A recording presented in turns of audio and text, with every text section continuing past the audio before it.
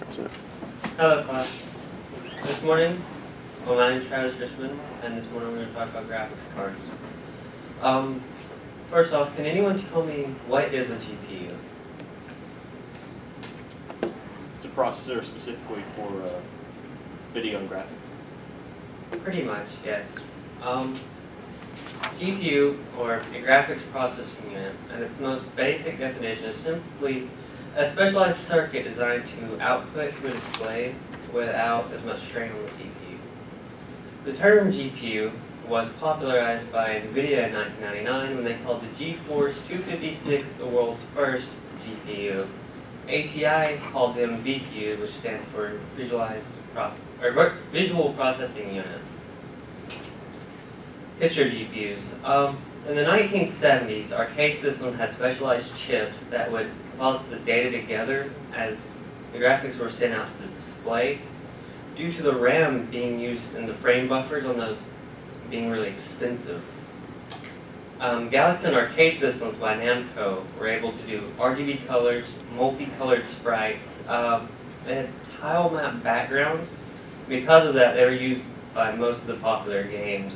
So game system companies such as Richmond, Arum, Konami, Midway, Sega, and Taito.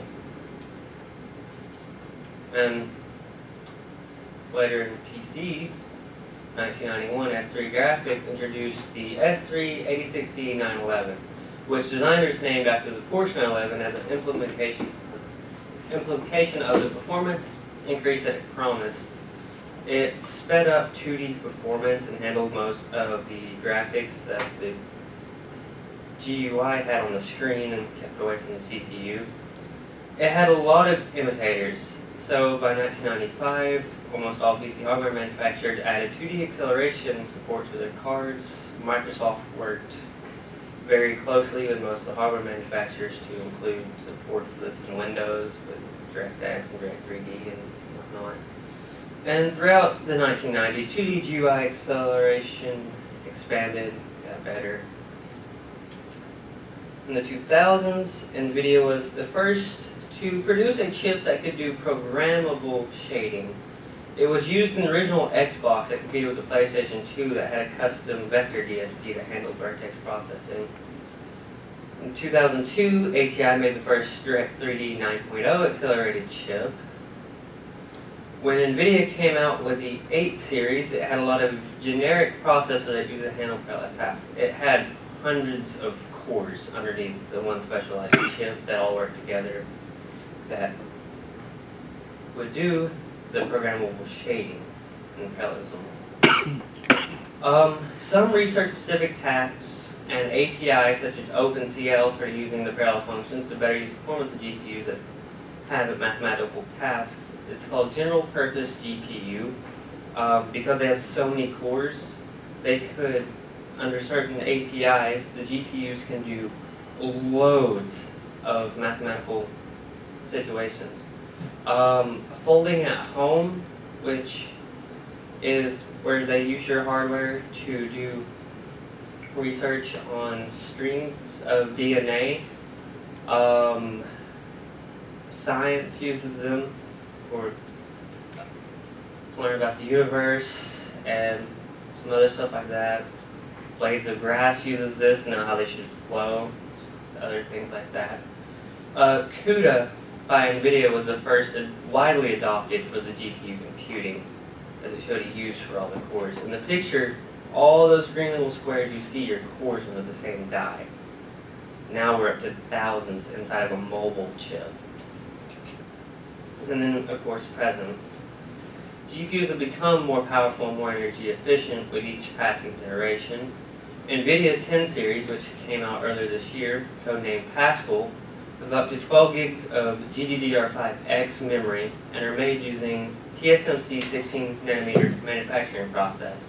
While AMD's Polaris architecture has 8 gigs of DDR5 and is using Samsung's 14nm FinFET manufacturing process.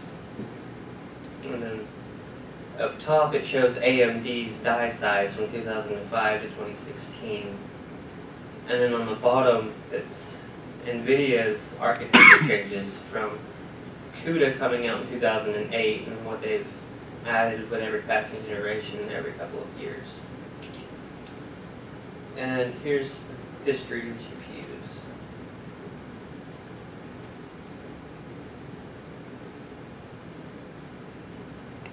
Or at least the 1970s, there's been a never-ending demand for higher quality, smoother graphics in video games.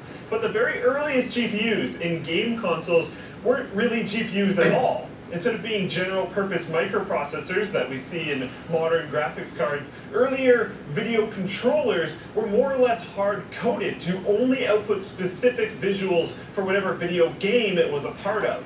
It wasn't long, though, before real CPUs started to appear in video home game consoles. But for years, graphics processing in both consoles and computers was handled by the CPU itself, instead of having a separate GPU.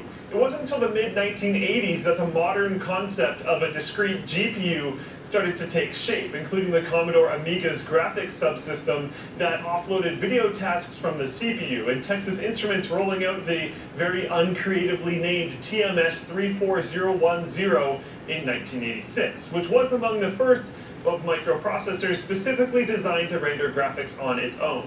But it wasn't until graphical user interfaces on computers were popularized by new operating systems like Windows that what we think of as PC graphics accelerators on an expansion card really took off, instead of being relegated only to top-end workstations out of the reach of average consumers. One particularly popular early video card was the IBM 8514/A from 1987, which supported 256 colors and took care of common 2D rendering tasks like drawing lines on screens much faster than a regular CPU could handle. Thanks to its low cost, it spawned a number of clones and paved the way for further advances in 2D graphics. It was also around this time that a small Canadian company named ATI started producing its own graphics cards, notably the Wonder series, one of the first consumer product lines to support multiple monitors, as well as the ability to switch between a number of different graphics modes and resolutions, which was uncommon at the time. But these early graphics cards still relied on the main CPU for quite a few tasks. And as 2D graphics became more complex in the early and mid-1990s, we started seeing more and more powerful GPUs that could work more independently of the CPU, as well as the emergence of open application programming interfaces, or APIs, including OpenGL in 1992, or say DirectX in 1995. These APIs enabled programmers to write code for them that would work on many different graphics adapters, really helping to push the gaming industry forward by providing somewhat of a standard software platform for game studios. Of course, the real excitement in this area was the possibility of bringing 3D graphics to home PCs. Although the 1995 release of the original PlayStation console, one of the first to support true 3D graphics, proved wildly successful, the PC side got off to a much slower start. One of the first 3D cards designed for consumer gaming was the S3 Verge, also released in 1995. Unfortunately, the Verge was more of a 2D card with 3D support kind of hastily added on, and was notoriously so slow to the point where some gamers called the Verge a graphics decelerator. Not exactly flattering. Other cards like the 3DFX Voodoo from 1996 were actually 3D only, meaning that you need a separate card for day-to-day computing. Ugh. But at least the Voodoo was notable for being the first ever card to support multi-GPU setup, and its successor, the Voodoo 2, and its Glide API helped 3DFX become a dominant force in the late 1990s. As time went on... Right. That was part of the early history. Alright. Dedicated, which is what we're talking about there. Dedicated GPU is simply a GPU that has its own memory. It has its video memory built onto it. Most modern GPUs that are dedicated are connected to a motherboard using PCIe, although you still do find the random PCIs. Actually, there's one that didn't come out too long ago, known as the GT610 as a PCI model. And they can be paired using SLI if it's an NVIDIA card, or Crossfire if it's AMD, which is formerly ATI. Ago. Gaming laptops, and even some business laptops, have full desktop capable GPUs inside of them. The laptop I had pictured there has two GTX 1080 desktop graphics cards under the heatsink and fans on the outer edges, having 8 gigs of integrated. Integrated graphics, also known as iGPU or UMA, which stands for Unified Memory Architecture. Some iGPUs are built into the chipset of the motherboard. This is kind of common on AMD motherboards now, as their CPUs don't have integrated graphics, so they build them into the chipset. Most, however, inside the CPUs, most CPUs have an Intel processor. In 2007, about 90% of all computers sold had integrated graphics in them. However, iGPUs are extremely weak. They rely on your system RAM. They're not good for gaming, but they're low. They're energy efficient and they're really low cost, so it helps maintain costs at, say, the business level, or if you're not needing your computer for gaming. CPU versus GPU. So why do we need a GPU when we have really powerful CPUs? Well, CPUs are good. They're not very good at rendering. They have few cores and they do things sequentially.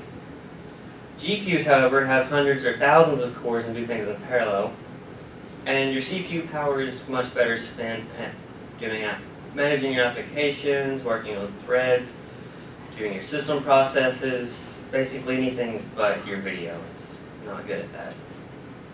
And here's a demonstration of what it looks like if your CPU were to try to be a GPU when it comes to painting a picture. Alright, I introduced to you Leonardo, and he's going to paint a picture for you guys in a way that a CPU might do it, as a series of discrete actions performed sequentially, one after the other. In 3, 2, 1. Let me speed it up.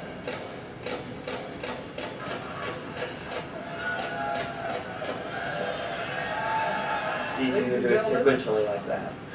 Leonardo 2.0. When we hit this trigger on this thing, 2,100 gallons of air goes through these accumulators, out these valves, into all 1,100 of these tubes, into these tubes in which the bottom of is a paintball. Each of those paintballs will fly across 7 feet of space and in 80 milliseconds reach its target, hopefully. When it's all said and done, it's going to paint the Mona Lisa. GPU painting demonstration. Yep. And 10, 9, 8, 7, 6, 5, 4, 3, 2, 1.